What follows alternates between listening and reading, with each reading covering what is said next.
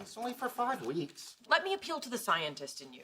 Given the 5-week end date... What happens? I will be taking the bus every week with all the other prison widows and bringing you Magnolia cupcakes from New York, as well as working on your appeal. I promise. That's exactly what I don't want. I don't want... You just shaved yesterday. You're good for 3 months.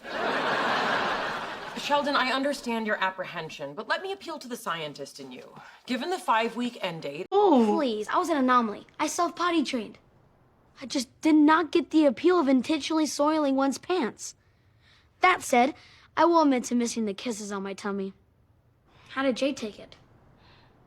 In English vocabulary, we will learn the word appeal. It means an earnest request for aid, support, sympathy, mercy, etc., entreaty, petition, plea.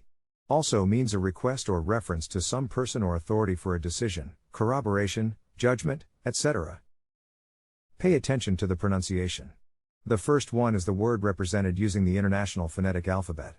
To pronounce appeal, have in mind that the size of the syllable indicates where the accent or stress is. In this case, the accent is in the second syllable, corresponding to peel. Below are other ways to pronounce it. Now, let's see how appeal is used in real life. Sheldon, I understand your apprehension, but let me appeal to the scientist in you.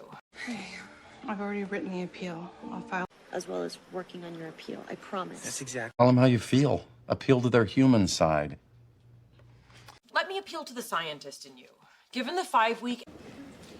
You might want to call me about an appeal. Interesting. Yeah, sword fighting does hold a certain elegant appeal, and Perhaps an appeal in person might do the trick. Just did not get the appeal of intentionally soiling one's pants. Take the test at accent101.com to find out si sabes inglés o hablas inglés.